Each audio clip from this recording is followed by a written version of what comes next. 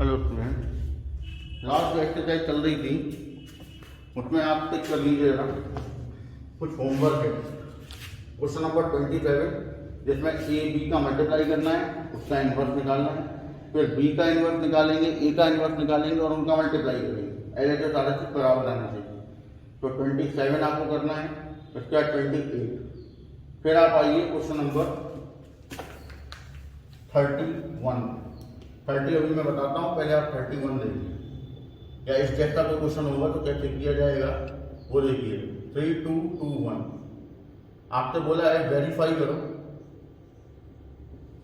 a² minus 4a minus i equal to o and hence a inverse find करना है।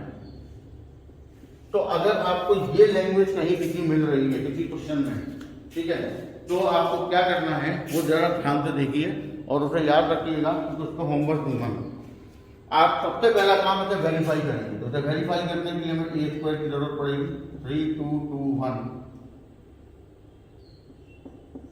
Multiply 3 2 2 1 multiply कर लो। 9 + 4 6 + 2 6 + 2 और यहाँ आ जाएगा 4 + 1। तो ये आ गया आपका 13 8 5 ठीक है। अब ये वैल्यू एलएचएस उठा के a² minus 4a minus i में सब्स्टिट्यूट। 13 8 8 और 5 माइनस 4 3 2 2 1 माइनस 1 0 0 1 इसमें पुट कर दीजिए। अब इसे हम करेंगे सॉल्व। क्लियर है? तो सॉल्व करेंगे। सबसे पहले 13 8 8 और 5 माइनस 12 8 8 और 4 1 0 0 1। मैंने बताया था कि अगर दो प्लस के हैं तो पहले प्लस करो, दो माइनस के तो पहले माइनस करो। इन दोनों को प्लस कर दो पहले, क्योंकि दोनों नहीं लेते। 13 8 8 और 5 माइनस किया 0 0 0 0 मतलब नल मैट्रिक्स वो आपको मिल जाए। ठीक, तो ये तो वेरीफाई हो गया।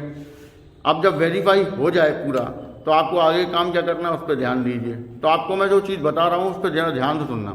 अगर कहीं लैंग्वेज ये लिखी हुई है कि पहले वेरीफाई करो एक इक्वेशन को और फिर ए इनवर्स निकालो, तो वहां पर ए इनवर्स को निकालने का कोई भी तरीका यूज नहीं करेंगे, ना एलिमेंट्री ट्रांसफॉर्मेशन और ना ही एडजॉइंट। ये दोनों ही मेथड यूज नहीं होंगे। वहां पर जो मेथड यूज होगा वो ये होगा कि जो इक्वेशन दी है उसी की हेल्प में निकालना है। तो नाउ पहले तो वो इक्वेशन रखेंगे और अब यहाँ पे क्या करेंगे ध्यान से समझिए। Multiply by A inverse. अब यहाँ बहुत से लोग पूछ रहे होंगे कि हमने ए का डिवाइड क्यों नहीं किया। तो इसलिए नहीं किया क्योंकि ए एक मैट्रिक्स है और मैट्रिक्स का कोई डिवाइड पॉसिबल नहीं होता, इसीलिए मल्टीप्लाई बाई ए इनवर्स ही लिखना है। आंसर दोनों तो सेम आएगा। अगर आप डिवाइड बाई ए लिख देंगे तो भी आंसर वही आएगा, लेकिन एग्जामिनर नंबर काट देगा क्योंकि डिवाइड होता ही नहीं मैट्रिक्स में। तो मल्टीप्लाई करो ए इनवर्स का। A inverse a² A inverse a inverse i और बराबर o इंटू ए इनवर्स। ये हो गया a, 2 और -1 मिलके बन जाएंगे 1। ये दोनों 0 हो जाएंगे, मतलब पावर 0 हो जाएगी तो i बन जाएगा, क्योंकि जैसे 4 इंटू 4 की पावर -1 लिखा हुआ है तो वो 1 हो जाता है क्योंकि वो नंबर है। लेकिन a से a इनवर्स जब कैंसिल होगा तो i बनेगा क्योंकि वो मैट्रिक्स है।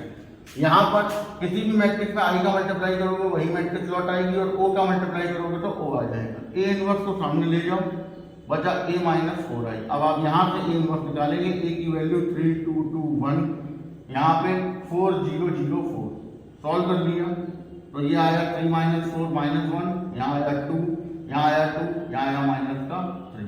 तो that is your a inverse. इस तरीके से ऐसा कोई भी क्वेश्चन किया जा सकता है जो आपके सामने है कि अगर लैंग्वेज ऐसी है पहले वेरीफाई करिए और फिर ए इनवर्स निकालिए। तो मेथड आपके सामने रखा हुआ है। क्लियर है? इसे आप नोट कर लीजिए और आप इस जैसा क्वेश्चन आपको जो मैं दे रहा हूँ वो होमवर्क में लिख लीजिए। क्वेश्चन नंबर 32 33 34 35 और 36 ये बिल्कुल एक जैसे क्वेश्चन है, बिल्कुल इसी तरीके से, कोई दिमाग नहीं लगना। सिर्फ और सिर्फ आपको एक क्वेश्चन में यही मेथड लगा के सॉल्व करना है। कर लीजिए फटाफट से हम लोग, फिर आगे करते हैं नेक्स्ट क्वेश्चन की तरफ। अब देखिए 30 वाला क्वेश्चन जो है उसे जरा ध्यान से देखिए, क्योंकि आपको क्वेश्चन जब एग्जाम में आएगा तो आपको दिक्कत होगी, इसीलिए मैं जो समझाऊँ तो ध्यान से समझेंगे। 1 P 0 0 1 और P 0 0 1 एंड B मान लिया 1 0 0 Q 1 0 0 Q 1 एंड एक मैट्रिक्स C मान ली, नीचे एक C मैट्रिक्स दी हुई है 1 plus P Q Q 0 P 1 plus P Q 0 sorry Q 0 P और 1, 3 मैट्रिक्स दी हुई है। आपसे कहा यह गया है, ध्यान से समझना, अब किसी भी क्वेश्चन में ये पॉसिबल नहीं है कि 3 मैट्रिक्स हैं और उनमें कोई रिलेशन ही नहीं है, तीनों इधर उधर पड़े हुए हैं, नहीं। सबसे पहले क्वेश्चन पढ़िए। क्वेश्चन में बोला हुआ है find the inverse of A and B and hence find the inverse of C. ठीक है, इसका मतलब है इन दोनों के इनवर्स निकालने से इसका इनवर्स निकल आना चाहिए। ये बात क्या कहते हैं यहाँ कही गई है। ठीक है, बट वो कैसे निकलेगा ये हमें सोचना पड़ेगा, क्योंकि हेंस फाइंड लिखा हुआ है, मतलब उन्होंने ये नहीं लिखा हुआ है कि ए और बी का इनवर्स निकालो है सी का इनवर्स भी निकालो, नहीं। उन्होंने बोला है कि ए और बी का इनवर्स निकालते हुए हेंस फाइंड सी का इनवर्स। इसका मतलब है इसका यूज हो रहा होगा, तो यूज कैसे होगा तो जरा ध्यान दीजिए। सबसे पहले ए और बी का मल्टीप्लाई करेंगे, पहला काम वो बताऊंगा मैं कि हमेशा ये मैंने क्यों सोचा, या अगर ऐसा क्वेश्चन कोई आएगा तो आप कैसे सोचेंगे। मल्टीप्लाई कर दो, मल्टीप्लाई करो रो बाई कॉलम, तो पहला 1, दूसरा पी क्यू और तीसरा 0, तो वो लिख नहीं रहा हूँ। फिर इसका मल्टीप्लाई इसमें किया तो यहाँ आएगा पी 1 का 0, पी का 1 में और 0 इसमें, पी आ गया। फिर इसका इसमें करेंगे, पहला 0, दूसरा 0, तीसरा 0, तो यहाँ 0। मल्टीप्लाई ऐसे ही करना है, इसमें मल्टीप्लाई कर लीजिए, ये हो गया मल्टीप्लाई। अब आप देख सकते हैं कि ये किसके बराबर आया, सी के बराबर है। ठीक है, अब अगर हमें सी का इनवर्स फाइंड करना है तो ए बी का इनवर्स निकालना होगा, क्योंकि जब इनवर्स होगी दोनों तरफ तो काउंट कर देंगे।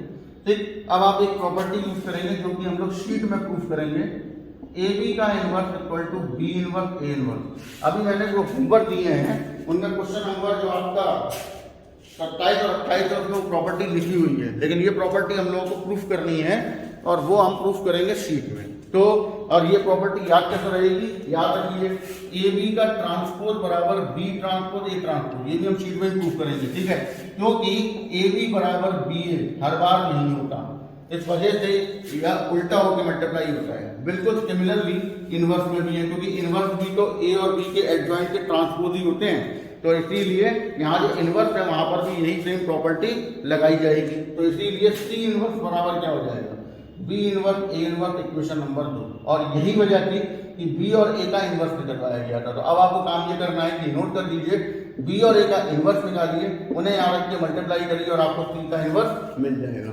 तो ये एक पर्टिकुलर क्वेश्चन था जो इस तरीके से होना था, आपके सामने है, नोट कर लीजिए, लेक्चर को समझ लीजिए। और क्वेश्चन नंबर जो लास्ट है आपका उसे कर लीजिए होमवर्क 37 को, उसमें एडजॉइंट आई, एडजॉइंट ओ और आई इनवर्स निकालना है, not a big deal. Adjoint I मतलब वैसे तो आप 3/3 का भी ले सकते हो, क्योंकि आई को बोला तो लेना नहीं है, लेकिन आप 2/2 का आई ले लेंगे और फिर उसका एडजॉइंट निकालेंगे, आंसर आई आना चाहिए। सिमिलरली अगले वाले में ओ ले लेंगे 2/2 का, एडजॉइंट ऑफ ओ निकालेंगे, वो ओ आएगा, क्योंकि सारे कोफैक्टर 0 हैं, तो उसके कोफैक्टर जो निकलेंगे ना, एलिमेंट 0 है तो कोफैक्टर भी 0 निकलेंगे, इस वजह से एडजॉइंट ओ आ जाएगा। और उसके बाद आई का इनवर्स फॉर्मूला बन जाएगा adjoint of I upon determinant of I, जो डिटर्मिनेंट ऑफ आई है वो 1 होता है, और ये आप पहले ही निकाल चुके होंगे यहाँ पर, तो आई अपॉन 1, तो इसका मतलब आंसर आ जाएगा आई। तो ये आपको प्रूफ करना है, क्लियर है। तो आपके सामने है क्वेश्चन, जो ना आए वो पूछ लेना, फिलहाल तो ये नोट करिए और होमवर्क टिक कर लीजिए और नेक्स्ट आगे चैप्टर की तरफ बढ़े। ठीक है, अब हेडिंग डालिए लीनियर इक्वेशन, लीनियर इक्वेशन।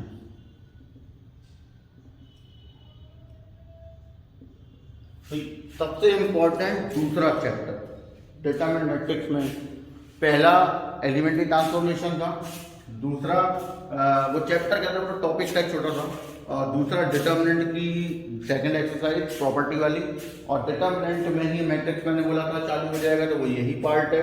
और तीसरा ये है। तो एक्चुअली में तीसरा है देखा जाए, लेकिन चैप्टर बोला जाए तो दूसरा मोस्ट इंपॉर्टेंट है। अब इसमें करना क्या होगा तो जरा ध्यान समझिए। इसमें आपको 3 इक्वेशन दी गई होंगी, आपके सिलेबस में 3 ही है। a1x plus b1y plus c1z equal to d1, a2x b2y c2z equal to d2, a3x b3y c3z equal to d3। ये इक्वेशन आपको दी गई है लीनियर। अभी तक आपको इन्हें 2 इक्वेशन दी जाती थी, 2 वेरिएबल दिए जाते थे, उन्हें सॉल्व करने के लिए आपको मेथड 4 बताए गए थे 10th में। लेकिन अब यहाँ पे मैट्रिक्स मेथड का इस्तेमाल किया जाएगा। सबसे पहले आप बनाएंगे a1 b1 c1, a2 b2 c2, a3 b3 c3, और ये यहाँ पे जो कोफिशिएंट है उन्हीं से मिलकर बनेगा, और यहाँ प्लस और माइनस लगे हुए हैं उसी के हिसाब से यहाँ लिखे जाएंगे। ठीक है, फिर बनाएंगे x जो कि एक कॉलम मैट्रिक्स है जिसमें यहाँ जो वेरिएबल होंगे वो डाले जाएंगे, और फिर एक मैट्रिक्स बनेगी b जिसमें इनके सामने जो लिखा होगा वो डाला जाएगा, वो भी कॉलम मैट्रिक्स में ही होगा। और देन आपके पास एक सिस्टम आएगा, सिस्टम ऑफ लीनियर इक्वेशन, तो वो होगा ax बराबर b का इक्वेशन नंबर 1। अब इसका मतलब कहने का ये है कि इसका और इसका मल्टीप्लाई करो और इसके बराबर रखो, तो यही आना चाहिए, आएगा। देखो इन दोनों को मल्टीप्लाई करोगे इस फॉर्म में, तो a1x plus b1y plus c1z बराबर किसके आ जाएगा b1, a2x plus b2y plus c2z equal to आ जाएगा d2 के, और तीसरा वाला d3 के। तो यही आ जाएगा, इसको इस फॉर्म में लिखा गया है। ठीक, करना क्या है, करना ये है कि आपको ये निकालना है, मतलब a जब उधर जाएगा तो b के बाद ना आके b से पहले आएगा, और a इनवर्स बन के आएगा, क्योंकि डिनोमिनेटर में जाएगा सामने, और जब ऊपर ले जाएंगे तो वो a इनवर्स बन जाएगा। और a इनवर्स निकालने के बाद a इनवर्स का b में मल्टीप्लाई कर देंगे और x y z की वैल्यू मिल जाएंगे। सवाल मेरा ये होता है कि a जब इधर गया तो इधर क्यों आया, ऐसा क्यों नहीं हुआ, तो उसके लिए रीजन आपके सामने है। जरा देखिए, जो आपका b मैट्रिक्स है उसका ऑर्डर है 3/1 का, और इसका 3/3 का, क्योंकि a का अगर 3/3 है तो उसके इनवर्स का भी 3/3 ही होगा। तो इसका मतलब है जब इन्हें मल्टीप्लाई करोगे तो ये मल्टीप्लाई एग्जिस्ट ही नहीं करेगा, क्योंकि इसका कॉलम इसकी रो के बराबर ही नहीं है, मल्टीप्लाई ही नहीं होगा, तो नहीं कर सकते, और हर बार ऐसा ही करना है। और यहाँ पे 3/3 3/1 मिलके करेंगे तो ये मल्टीप्लाई हो जाएगा। कहाँ जाएगी बात, तो यही एक आपके सामने रीजन है कि ऐसा आपको जब भी करना है कि लेफ्ट साइड से राइट साइड में कोई मैट्रिक्स जाएगी तो वो राइट साइड की मैट्रिक्स के लेफ्ट में आएगी। समझ आ गई बात, इसका विशेष ध्यान रखें। अब ये तो सिस्टम था, अब इस सिस्टम में हेडिंग डाल देंगे type of system of linear equation. अब आपको यहां टाइप पढ़ने हैं, लीनियर इक्वेशन का जो सिस्टम है वो कितने टाइप का होता है ये आपको यहाँ पे पढ़ना है। ठीक है, तो अब जरा ध्यान से सुनना पूरी थ्योरी, क्योंकि यहाँ से क्वेश्चन ऑब्जेक्टिव में भी पहुंच जाएंगे, 4 नंबर में भी पूछे जाएंगे। तो there are 2 types of linear system. ठीक, 2 टाइप का लीनियर सिस्टम होता है। पहला कंसिस्टेंट सिस्टम। कंसिस्टेंट में क्या होता है कि if the system have unique या फिर ट्रिवियल, दोनों नाम है इसके, यूनिक और ट्रिवियल दोनों का ही मतलब हिंदी में अद्वितीय होता है, और अद्वितीय का मतलब जैसा मतलब होता है कि इसके जैसा और दूसरा कोई है ही नहीं। मतलब ऐसी इक्वेशन जिनका केवल और केवल एक ही आंसर हो उसे हम यूनिक या ट्रिवियल सॉल्यूशन बोलते हैं। दैट इज यूनिक, और उसका दूसरा मीनिंग है ट्रिवियल। ठीक है, तो इफ द सिस्टम है यूनिक और इनफाइनाइटली मैनी सॉल्यूशन। ठीक, मतलब ऐसा सिस्टम कंसिस्टेंट बोला जाता है जिसके यूनिक या ट्रिवियल सॉल्यूशन होते हैं और या इनफाइनाइट। यूनिक और ट्रिवियल एक ही बातें हैं, इनफाइनाइट अलग चीज है। ठीक है, मतलब जिस सिस्टम के एक से ज्यादा नंबर ऑफ सॉल्यूशन हो वो जाएगा कंसिस्टेंट में, या फिर जिसके केवल और केवल एक ही सॉल्यूशन हो वो जाएगा कंसिस्टेंट में। तो that is the system of linear equation which is consistent. तो फिर इनकंसिस्टेंट में क्या होगा? इनकंसिस्टेंट में the system have no solution. ऐसा सिस्टम जिसके कोई सॉल्यूशन ही ना हो वो जाता है इनकंसिस्टेंट में। तो कंसिस्टेंट की अगर हम बात करें तो कंसिस्टेंट में दो टाइप के सॉल्यूशन मिल सकते हैं, या तो यूनिक और या इनफाइनाइट। यूनिक का ही दूसरा नाम ट्रिवियल है, जबकि इनकंसिस्टेंट में केवल एक टाइप का सॉल्यूशन होता है और वो होता है कि solution are does not exist, मतलब नो सॉल्यूशन। जब सॉल्यूशन डज नॉट एग्जिस्ट हो जाए या नो सॉल्यूशन हो जाए तो हम बोल देंगे कि जो सिस्टम होगा वो इनकंसिस्टेंट होगा। अब सवाल आता है कि ये बात पता कैसे चलेगी कि सिस्टम कंसिस्टेंट है या इनकंसिस्टेंट? तो उसी के बारे में हम चर्चा करने जा रहे हैं। ध्यान दें क्योंकि ये क्वेश्चन थ्योरी का होगा और आपसे पूछा जाएगा 2 नंबर या 1 नंबर के क्वेश्चन के लिए, ठीक है। और इसके ऊपर जो लॉन्ग क्वेश्चन आएगा वो 4 नंबर का होगा। तो इसीलिए ध्यान से समझ लेना पूरी बात क्या करने जा रहा हूं, ठीक है। तो आप जरा एक नोट लिखिए और उसमें हम बनाएंगे पॉइंट। नोट में जो पहला पॉइंट आपका होगा वो क्या होगा उस पर बात करते हैं।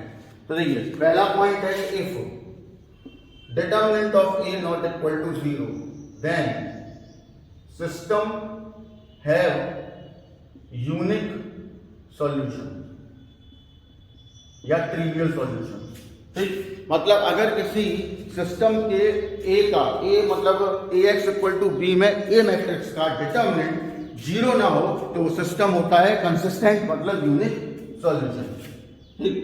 If determinant of a equal to 0 and adjoint of a into b is not equal to o, क्योंकि अब जब ये 0 हो जाएगा तो यहां केस बनेंगे 2।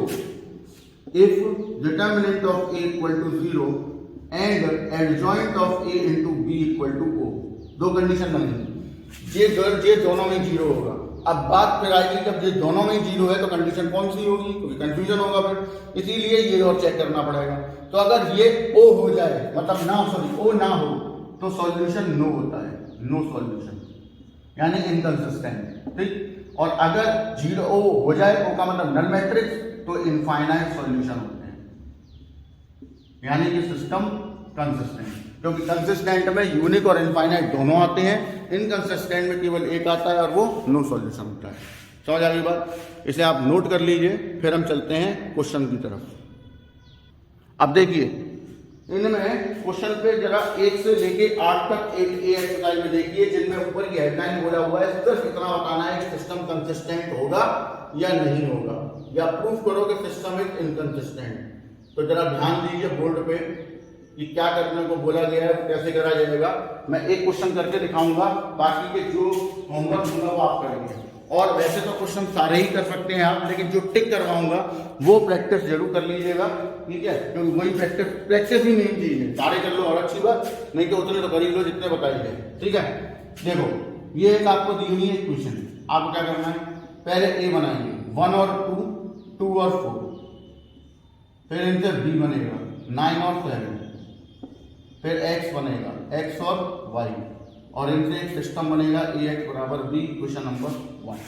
अब आप सबसे पहला काम डिटरमिनेंट निकालेंगे। डिटरमिनेंट 4 माइनस 4 आ जाएगा 0, ठीक। इसका मतलब है पहली कंडीशन तो नहीं है क्योंकि वो नॉट इक्वल टू 0 की थी, तो अब इसका मतलब है दूसरी हो सकती है या तीसरी हो सकती है, ठीक। तो अब कौन सी होगी उसके लिए मुझे निकालना पड़ेगा एडजॉइंट ऑफ a, ये निकालना पड़ेगा। निकालो a11 a12 21 2, ठीक है। क्योंकि एडजॉइंट आपको निकालना सिखाया जा चुका है पिछले चैप्टर में, उसको निकालेंगे। पहली रो पहला कॉलम 1 तो प्लस का 4, दूसरा माइनस का, पहली रो दूसरा कॉलम 2, दूसरी रो पहला कॉलम 2 और दूसरी रो दूसरा कॉलम 1। यहां से आपको बनाएंगे मैट्रिक्स सी। आप बोलेंगे बी बनती थी तो बी बना चुके हो इसलिए सी बना रहे हो, तो सी आ जाएगी 4 -2 और 1। यहां से एडजॉइंट ऑफ ए बराबर सी का ट्रांसपोज 4 -2 और 1, अब आप एडजॉइंट ऑफ ए का मल्टीप्लाई बी में करेंगे तो ये हो गया 4 -2 -2 और 1 मल्टीप्लाई 9 और 7, ये हो गया 36 - 14 और ये हो गया 18 + 7। आप देख सकते हैं किसी भी सूरत में ये ओ नहीं बन रहा, क्योंकि ओ तब बनता जब ये नल मैट्रिक्स होता, और नल मैट्रिक्स ये है नहीं, क्योंकि नल के लिए दोनों एलिमेंट ऊपर नीचे के 0 होने चाहिए। इसका मतलब ये हुआ देन सिस्टम इज इनकंसिस्टेंट। क्योंकि ऐसी कंडीशन सेकंड पॉइंट में होती है कि जिसका डिटरमिनेंट 0 ना हो, क्या कहते हैं, हो जाए और adjoint of a into b null matrix ना हो, तो हम उसे नो सॉल्यूशन बोलते हैं, और no solution system of inconsistent का पार्ट होता है। समझ आ गई बात? तो इस तरीके से 1 से लेके 8 तक के क्वेश्चन सॉल्व होने हैं, जिसमें आपको सिर्फ ये बताना है कि एक सिस्टम जो है वो इनकंसिस्टेंट होगा या नहीं होगा। तो आपको जो क्वेश्चन इसमें करने होंगे वो है 2nd, 4th, 5th और 8th, बस यही क्वेश्चन करने हैं, इसके अलावा क्वेश्चन नहीं करना। समझ आ गई बात? ठीक है, उसके अलावा आप करने की जरूरत नहीं है, क्योंकि ऐसा कोई भी क्वेश्चन जब पूछा जाता है तो 2 या 1 नंबर में पूछा जाता है, ठीक है, और उसी के लायक होगा तभी पूछा जाएगा। ऐसा क्वेश्चन नहीं आएगा कि 4 नंबर का क्वेश्चन का और पूछ 2 में दिया, समझिए ना, उसे उसी तरीके से बनाया गया होगा जितने नंबर का वो दिया गया है, समझिए। लेकिन तरीका ये रहा आपके सामने जो मैंने आपको बता दिया। अब सवाल आता है, आगे बढ़ते हैं क्वेश्चन नंबर 9 की तरफ, और उसमें हेडलाइन पढ़ लीजिए। तो अब आपकी जो हेडिंग होगी वो होगी मैट्रिक्स मेथड। मतलब अगर एग्जाम में ये लिख के आए कि कोई क्वेश्चन को सॉल्व करिए बाय मैट्रिक्स मेथड, या केवल सॉल्व लिख के आए क्वेश्चन के आगे, मतलब दोनों ही हालातों में आपको मैट्रिक्स मेथड का यूज करके ही सॉल्व करना है, और कोई मेथड आप लगा नहीं सकते, ठीक है। तो जरा ध्यान दें, क्वेश्चन नंबर 9 क्वेश्चन में दिया हुआ है 5x + 2y = 4, 7x + 3y = 5। अगर आपने इन इक्वेशन को याद समझ लेना, क्योंकि बहुत से लोग टेस्ट जब देता हूं मैं तो वो लीनियर इक्वेशन को एलिमिनेशन से सॉल्व कर देता है, कोई क्रॉस मल्टीप्लिकेशन से, कोई मल्टीप्लिकेशन, कोई मेथड लगा के सॉल्व कर देता है, कर दिया नंबर 0। ध्यान रखना, मत करो, उससे अच्छा करना है तो मैट्रिक्स मेथड का ही यूज करना होगा। कैसे करेंगे? एक बनाओ ए मैट्रिक्स 5 2 7 3, बी मैट्रिक्स 4 और 5, x और y, ax = b, यहां से x = a inverse b, question number 1। अब हमें a इनवर्स फाइंड करना है, लेकिन सबसे पहले हम डिटरमिनेंट ऑफ a निकालेंगे। ये हो गया 15 - 14 = 1, जो कि 0 नहीं है। इससे क्या होगा? इससे ये पता चल जाएगा कि जो चीज आप सॉल्व करने जा रहे हैं वो सॉल्व होगी भी कि नहीं। अब इससे हमें क्या पता चला? डिटरमिनेंट ऑफ ए 0 के बराबर नहीं है, मतलब सॉल्यूशन होंगे, यूनिक सॉल्यूशन होंगे, मतलब ये सॉल्व हो जाएगा। तो अब हमें कॉन्सेंट्रेट करना है इसके एडजॉइंट पे। तो हम फाइंड करेंगे adjoint a11 12 21 22 plus minus minus plus, ठीक। पहला a11 पहली रो पहला कॉलम 3, पहली रो दूसरा कॉलम 7, दूसरी रो पहला कॉलम 2, दूसरी रो दूसरा कॉलम 5। यहां से सी मैट्रिक्स बनाओ 3 - 7 - 2 और 5। एडजॉइंट ऑफ ए बराबर सी का ट्रांसपोज 3 - 7 - 2 और 5। यहां से ए इनवर्स आ गया adjoint of A upon determinant of A. Determinant of A की वैल्यू 1 है, तो लिखो या मत लिखो कोई फर्क पड़ता नहीं। तो यहाँ आ जाएगा 3 - 7 - 2 और 5। वैल्यू पुटिंग फर्स्ट की जाएगी, तो फर्स्ट में वैल्यू रखिए, इधर xy, इधर 3 - 7 - 2 और 5, और यहाँ 4 और 5, ठीक। मल्टीप्लाई कर लो, ये हो गया 12 - 10 और ये हो गया 28 + 25। वैल्यू आ गई 2 और -3, दोनों तरफ कंपेयर किया, x की वैल्यू 2, y की वैल्यू -3, और ये हो गया आपका सिस्टम का सॉल्यूशन कि x और y की वैल्यू यूनिक है, इसके अलावा दूसरी कोई नहीं होगी। इन केस के आपका आंसर बुक के आंसर से मैच ना करे तो आपको क्या करना है? तो आपको ये ध्यान रखना है कि ये जो दोनों वैल्यू हैं, ये वैल्यू आप दोनों इक्वेशन में सेटिस्फाई कराएं। दोनों इक्वेशन को सेटिस्फाई करनी चाहिए, 3 है तो तीनों को सेटिस्फाई कर जाती है तो आपका आंसर सही है, नहीं करती है तो आपका आंसर गलत है। और अगर आपका कर जाए बुक का ना करे, मतलब बुक का आंसर गलत है, ठीक। कर लो जरा, यहाँ 2 रखो 10 आएगा, यहाँ 3 रखो 6 आएगा, 10 में से 6 गया 4 बचा। यहाँ 2 रखो 14 आएगा, माइनस का 3 रखो 9 आएगा, 14 में से -9 गया तो 5 बचा। इसका मतलब आपका सॉल्यूशन बिल्कुल करेक्ट है, कोई भी खामी या मिस्टेक नहीं है उसके अंदर। क्लियर है? नोट कर लीजिए, फिर हम एक 3 बाई 3 का करेंगे। चलिए आगे देखिए, और अब आपको जो क्वेश्चन करना है वो है 12 और 14। 10, 11, 13 भी कर सकते हो, कोई दिक्कत नहीं है प्रैक्टिस के लिए, लेकिन 12 और 14 प्रैक्टिस के लिए कर लेना, ठीक है। क्वेश्चन आप सारे कर सकते हैं, ये मत सोचना कि मैं छुड़वा रहा हूँ, करने को आप सब कर लो, हमें कोई दिक्कत ही नहीं है, ना आए तो कुछ भी लो, लेकिन आपको प्रैक्टिस करनी है। और उस हिसाब, और ये एक्सरसाइज में सबसे इंपॉर्टेंट क्वेश्चन वो है जिनमें इक्वेशन बनाने को आएगी पहले, ठीक है, मतलब कि वैल्यू बेस्ड क्वेश्चन जो आगे थ्योरी के दिए हुए हैं। इसीलिए ये केवल मैं वो टिक करवा दे रहा हूँ कि प्रैक्टिस हो जाए आपकी, ठीक है ना, इसलिए टिक करवा दिए, करना को आप सारे कर लो, कोई दिक्कत नहीं। अब आप आइए 3/3 पे, ठीक है। होमवर्क आज का तगड़ा होगा, ध्यान दें। 2x + 8y 5z = 5, x + y + z = -2, x + 2y - z = 2, ये दिया हुआ है, आपसे बोला हुआ है एक्स वाई जेड की वैल्यू निकालनी है।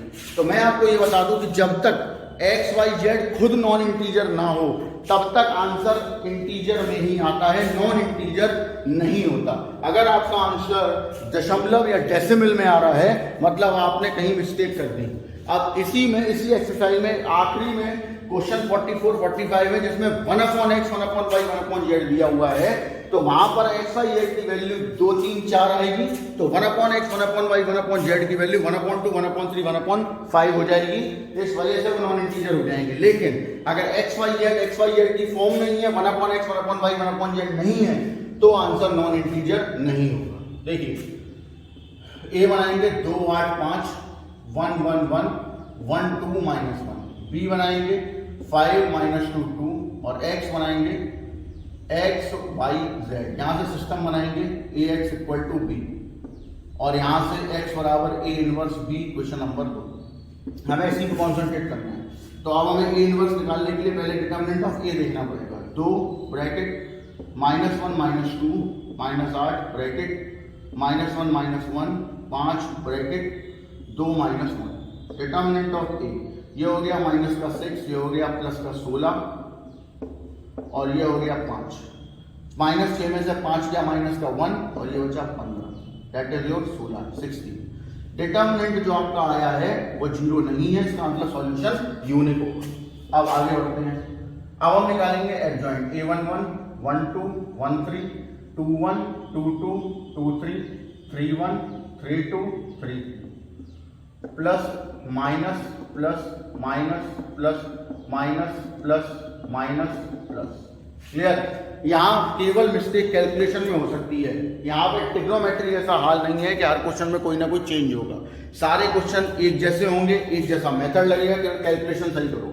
अब इसे सॉल्व करो। a11 आएगा आपके पास -1, -2, -3, ये आएगा -1, -1 प्लस का 2, ये आएगा 2, -1 मतलब 1, a21 2, 1 -8 -10 प्लस का 18, 2, 2, 2, 2 -2 -5, ये आ जाएगा माइनस का 7, 823 2, 3 4 -8 आ जाएगा प्लस का 4, 3, 1 3, 1 8 -5 वैल्यू आ जाएगी 3, 832 3, 2 2 -5 वैल्यू आ जाएगी 3, और 3, 3 2 -8 वैल्यू आ जाएगी -6। यहाँ से बनेगा c -3 2 1 18 -7 और 4 3 3 -6। एडजॉइंट ऑफ a बराबर c का ट्रांसपोज, तो -3 2 1 18 -7 और 4 3 3 और -6। ये आपको यहाँ से एडजॉइंट मिल जाएगा। अब इसमें जितना फास्ट कैलकुलेशन होगी उतना बढ़िया, और वो आप पिछले चैप्टर में प्रैक्टिस कर चुके होंगे, इसलिए फास्ट हो जानी चाहिए। अब आगे a इनवर्स बराबर 1/15 -3 2 1 18 -7 और 4, और यहाँ 3 3 और -6। ये वैल्यू पुट कर दी जाएगी सेकेंड में, तो यहाँ से आ जाएगा x y z, यहाँ आ जाएगा 1/15 -3 2 1 18 -7 4 3 3 -6 मल्टीप्लाई 5 -2 2, इसमें मल्टीप्लाई कर दो। 1/15 ऐसे छोड़ दिया, माइनस का 15 माइनस का 36 प्लस का 6, यहाँ हो गया 10 प्लस 14 प्लस 6, और यहाँ 5 -8 -12, तो ये हो गया आपके पास माइनस का 45, ये हो गया आपके पास 30, और ये हो गया माइनस का 15। डिवाइड किया अंदर 3, 2, -1। अब इधर एक्स वाई जेड से कंपेयर, x बराबर -3, y बराबर 2 और z बराबर -1। अब अगर आपका आंसर बुक से मैच ना हो तो तरीका मैंने आपको बता दिया है, तीनों नंबरों को उठाइए, अपनी इक्वेशन में रखिए, तीनों में तीनों को सेटिस्फाई कर जाती हैं तो इसका मतलब आपका आंसर करेक्ट है, बुक का गलत। समझ गए? नोट कर लीजिए फटाफट से। और इसके बाद अब आप लगाइए होमवर्क। आपको वैसे तो क्वेश्चन नंबर 36 तक करने हैं सारे, लेकिन मैं आपको जो टिक करवा रहा हूँ कम से कम वो क्वेश्चन करके देख लेना एज अ प्रैक्टिस। बाकी के ये क्वेश्चन आज कर लेना जो बता रहा हूँ, बाकी के क्वेश्चन जो छोड़ दिए हैं वो आप करना चाहें अगर तो आराम से करते रहें, आंसर ना मैच करे तो आप मुझे बताएं, मैं करवा दूंगा, कोई दिक्कत वाली बात नहीं है, ठीक है। लेकिन जो टिक करवा रहे हैं कम से कम वो आज कर लेना। 17, 18, 20, 25, 26, 27 और 34 ये क्वेश्चन आपको करने हैं। अब इसका ये ध्यान रखना कि जैसे इसमें 34 में पहली इक्वेशन पूरी है, दूसरी में x नहीं है, तो x की कोफिशिएंट a में जब आएगा तो वो 0 होगा, और तीसरी वाली में x है, z है, y नहीं है तो y का 0 होगा। मतलब जहाँ जो कोफिशिएंट नहीं मिल रहा है वहाँ वो 0 ले लिया जाएगा। क्लियर है? तो इस तरीके से आपका लीनियर सिस्टम कंप्लीट हो गया। और अब हम जो कल करेंगे वो क्वेश्चन थ्योरी बेस्ड होंगे या टफ क्वेश्चन होंगे। उसके ऊपर यहाँ तो 5 ही क्वेश्चन दिए हुए हैं, 5-6 क्वेश्चन मैं आपको थ्योरी बेस्ड वैल्यू बेस्ड करके डाल दूंगा जो कि शीट वगैरह में, जिससे कि आपको कुछ पूरी बात समझ में आ जाए। और होप सो कि कल के लेक्चर में, कल का लेक्चर थोड़ा लंबा बनाऊंगा मैं, कल के लेक्चर में ये खत्म भी हो जाएगा या ज़्यादा से ज़्यादा परसों। उसके बाद शुरू होगी शीट में होंगे थ्योरी के क्वेश्चन, और जो टफेस्ट क्वेश्चन होंगे वो मैं करवाऊंगा, जो एक जैसे सिंपलेस्ट क्वेश्चन होंगे या बुक में आप कर चुके होंगे वो क्वेश्चन आप करेंगे। क्लियर है? ठीक है, चलिए आज का लेक्चर यहीं करते हैं कंप्लीट। आज का होमवर्क कंप्लीट कर लीजिएगा जिससे कि आपको पूरा टॉपिक समझ में आ जाए। क्लियर? चलिए बाय।